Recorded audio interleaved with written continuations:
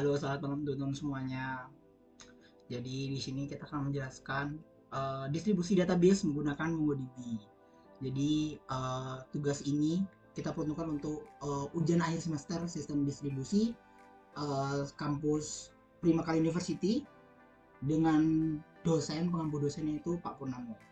Nah, jadi untuk UAS ini sudah disusun oleh teman saya dan saya juga pertama Afudin Barka dan teman saya sebelah kiri Kade Sugiarta dan sebelah kanan Johan Giri Masya Mabuda. Baik, kita langsung masuk ke materinya. Oke, untuk latar belakangnya, dalam era digital saat ini, volume data yang dihasilkan oleh organisasi semakin meningkat dengan cepat. Untuk mengelola data yang besar dan kompleks, diperlukan sistem database yang efisien dan scalable.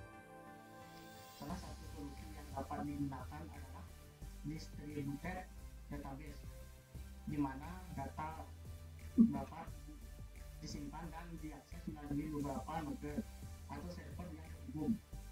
MongoDB adalah salah satu database yang populer dan mendukung sistem terdistribusi. Pertemuan ini akan menjelaskan tentang permasalahan dalam mengelola data, metode penyelesaiannya, langkah-langkah pembuatan sistem terdistribusi menggunakan MongoDB, hasil akhir dari konfigurasi sistem terdistribusi, serta kesimpulan yang diambil. Permasalahan yang pertama yaitu skalabilitas. Database tradisional mungkin mengalami kendala dalam menangani pertumbuhan volume data yang signifikan. Yang kedua, ketersediaan. Jika satu server mengalami kegagalan, akses ke data dapat terganggu. Dan yang ketiga yaitu kinerja. Kinerja database dapat menurun ketika jumlah pengguna atau permintaan data meningkat secara drastis. Next.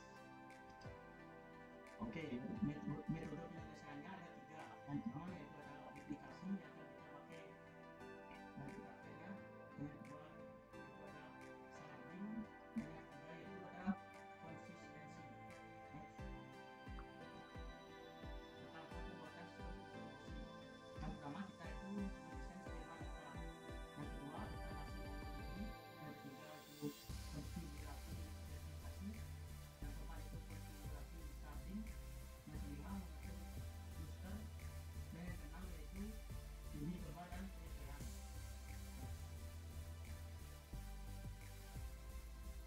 Oke, selanjutnya kita masuk ke tata cara untuk menyimpan data atau cara replikasi MongoDB seperti itu. Jadi sebelum kita ke replikasi MongoDB, terlebih dahulu nih kita mengkonfigurasi dulu dari portnya. Jadi untuk yang pertama itu adalah membuat folder data di local disk. Gunanya apa? Jadi gunanya untuk membuat folder data di local disk supaya data yang disimpan dari MongoDB itu bisa terkonfigurasi dengan baik dan tidak terjadi error. Karena kalau misalnya kita nggak buat data nih di folder data atau di Windows C di local disk itu bakal terjadi error di bagian Windows di bagian MongoDB shell-nya seperti itu. Next, selanjutnya kita membuat folder master save 1 dan save 2. Gunanya apa? Supaya data dari yang kita replikasi itu ada tempatnya atau ada folder terlebih dahulu supaya bisa menyimpan data dari hasil replikasi yang sudah kita buat seperti itu. Kita next dulu. Oh iya, saya tambahin dulu. Jadi nanti di bagian data itu dibuatkanlah lagi folder db supaya tidak terjadi error di bagian MongoDB shell. Oke, selanjutnya kita masuk ke MongoDB server dulu karena MongoDB server kan menggunakan sistem distribusi berupa server ya, jadi harus masuk dulu nih ke servernya biar bisa melakukan replikasi gitu. Jadi untuk komen dari masuk ke server MongoDB yaitu dengan mengetik komen yaitu MongoD gitu. Seperti itu. Dan cara mengetahui gimana sih tanda-tanda kalau misalnya kita sudah tersambung nih ke server MongoDB, tandanya adalah tidak ada perintah untuk melakukan komen lagi atau stop di bawah, di bagian bawah komen itu gitu. Itu tanda kalau sudah masuk ke servernya. Kalau misalnya ada tanda untuk mengkelingkan komen lagi, nah itu artinya terjadi error. Nah biasanya error itu ada di bagian yang tadi saya jelaskan, yang bagian kalau misalnya nggak ada folder data maka nanti ada terjadinya error di bagian masuk server MongoDB seperti itu. Selanjutnya kita masuk ke directory bin MongoDB. Jadi directory bin MongoDB ini sudah kita cari dulu lokasinya di bagian local disk program file, lalu sampailah kita di bagian bin, nah itu di copy bagian lokasinya. Selanjutnya kita masuklah ke directory si bin gitu. Kalau komennya teman-teman harusnya udah paham, dan kalau nggak bisa lihat di slide ini seperti itu. Klik CD, habis itu copy aja location gitu. Oke. Next. Setelah kita sudah masuk ke directory dari server MongoDB-nya, selanjutnya kita mulai membuat port master node 1 dan node 2. Jadi atau gampangnya kita buat port untuk master data masternya, slave 1 dan slave 2 nya dengan mengetik komen yaitu start mongo strip rplset spasi personal data strip logpad slash data slash master slash 1.log strip dbpad spasi slash data slash master, lalu dimasukkanlah port dari masing-masing master dan slave 1 dan slave 2. Yang membedakannya di sini adalah di bagian portnya saja, dan mungkin saya jelaskan sedikit. Jadi untuk kenapa sih di sini ada data master, bedanya itu apa sih? Jadi ini lokasi dari dimana sih kita menyimpan datanya gitu, seperti itu. Yang membedakan cuma di bagian port saja dan lognya ya otomatis gitu.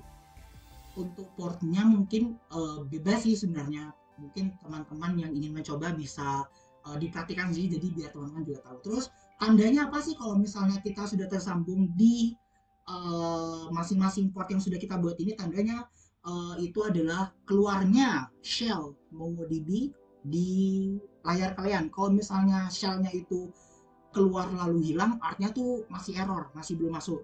Coba diperhatikan lagi di bagian komennya, apakah ada yang typo atau ada yang kelebihan atau bagaimana, itu bisa dicek kembali. Kalau misalnya MongoDB shell-nya itu keluarnya lama dan kita masih bisa mengedit nih atau mengeklik di bagian MongoDB shell-nya, nah itu tandanya sudah masuk ke dalam portnya. Tuh. Selanjutnya setelah masuk ke dalam portnya, kita mulai melakukan replikasi. Kita baru mulai untuk masuk ke salah satu master portnya. Jadi kan tadi tuh kita mulai membuat servernya aja nih, mas tuh sekarang kita mulai masuk ke salah satu portnya, dan yang pertama kali kita buat kan pasti master port dulu karena dia kan adminnya lah gampangnya gitu. Jadi kita buat CMD baru itu dengan komennya mongo spasi strip port 27030. Jadi untuk portnya ini kan sama kayak tadi, kita ambil yang di paling belakang gitu. Ini untuk komennya untuk masuk ke port dari yang sudah kita mulai start tadi, seperti itu. Dan tandanya kalau misalnya kita udah tersambung apa sih? Tandanya tuh ada di bagian connecting seperti itu. Biasa kalau misalnya nggak masuk sih, biasa di bawahnya tuh connecting failed gitu. Kalau ini kan kita sudah masuk ke dalam si portnya gitu. Atau teman-teman kalau misalnya bingung gimana cara keliatin portnya udah masuk belum, bisa lihat aja seperti ini pokoknya contohnya gitu. Kita next. Selanjutnya membuat ID replikasi. Jadi setelah kita masuk ke salah satu portnya yang sudah kita buat, dan kebetulan portnya itu adalah port master, jadi teman-teman bisa nih untuk membuat komen seperti yang di sini. Jadi nanti mungkin teman-teman yang lagi nonton mungkin di foto dulu atau sambil diketik dulu, biar nggak teman-teman bingung, diketik dulu. Yang membedakan hanyalah di bagian portnya aja. Ini 27030 artinya port master, di bawahnya slave 1 dan di bawahnya slave 2. Selanjutnya nanti setelah kalian membuat komen ini, nanti otomatis akan keluar lah ini. Jadi ini ID dari masing-masing si lokal seperti itu. Kita next. Setelah kita membuat ID replikasi, kita ngapain? Oke, selanjutnya kita membuat cluster untuk master node 1 dan node 2. Jadi setelah kita membuat ID tadi, kita buat cluster dulu di master node 1 dan node 2 dengan mengetik komen rs titik initiate config seperti itu. Dan tandanya kalau misalnya kalian udah masuk nih, sudah membuat cluster, jadi tandanya itu ada oke 1, terus langsung otomatis masuk ke bagian secondary seperti itu. Kita next. Selanjutnya kita melihat status master Node 1 dan Node 2. Jadi dengan mengetik komen yaitu rs.status, kita cek apakah master Node 1 dan Node 2 itu sudah mulai tersambung seperti itu. Nanti tandanya nanti mungkin sesuaiin aja sama teman. Kalau misalnya nggak sesuai berarti ada error ya gitu. Next. Selanjutnya kita melihat database yang ada pada MongoDB. Jadi sebelum kita mulai replikasi, kita lihat dulu kira-kira ada database apa aja sih yang ada di MongoDB kita gitu. Jadi database yang sebelum kita buat apa-apa nih, itu ada database admin, config, dan lokal gitu. Ini udah pasti ada di setiap kalian install MongoDB seperti itu. Jadi tadi kan kita di secondary, sekarang kita masuk ke bagian masternya, yaitu bagian source data di bagian primary. Ini kita mau mulai buat database di bagian masternya atau adminnya gitu. Selanjutnya kita membuat database, yaitu database-nya namanya kampus pada MongoDB. Ini bebas ya teman-teman, kalau misalnya teman-teman mau ngeklik misal aku ganteng itu nggak apa-apa buat database-nya. Jadi sesuai teman-teman aja, referensi teman-teman aja. Jadi komennya apa sih? Kalau misalnya kita buat database, komennya itu adalah use, habis itu nama database-nya gitu. Dan tandanya kalau misalnya kalian udah berhasil ini switch to DB kampus, atau biasa sih kalau misalnya database nggak kelihatan, nanti kita pakainya tuh show DBS gitu. Kadang ini tuh nggak, kadang error gitu, jadi kita udah ada tulisannya ini tapi nggak masuk database-nya seperti itu. Kita next. Selanjutnya membuat collection untuk database kampus. Mungkin collection ini sekilas kayak value-nya lah gitu. Jadi kalau setelah kita buat database, kita buat dulu collection-nya, yaitu dengan mengketik db. Ini mahasiswa ini bebas ya teman-teman. Terserah teman-teman mau nama teman-teman semua atau enggak, mau nama pacar boleh siapa aja. Terus insert, habis itu kurung, habis itu kurawal. Ini nama ini bebas, ini kayak field-nya atau value-nya, dan isinya ini nama teman saya kebetulan Haga. Habis itu tinggal ditutup aja. Kalau misalnya kalian klik dan keluarnya white result dan keluarnya 1, biasanya itu udah berhasil. Kalau misalnya keluarnya 0, artinya itu masih error gitu. Coba diperhatikan lagi komennya ya. Karena biasanya kalau soal CMD ini tipe tuh sangat dilihat gitu. Kita next.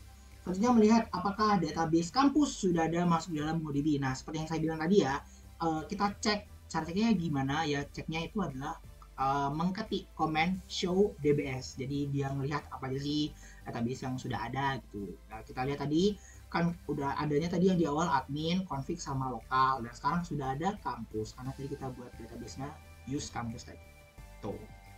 Selanjutnya implementasi replikasi akan dijelaskan oleh teman saya kepada Dudek, dipersilakan. Aku nih? Iya.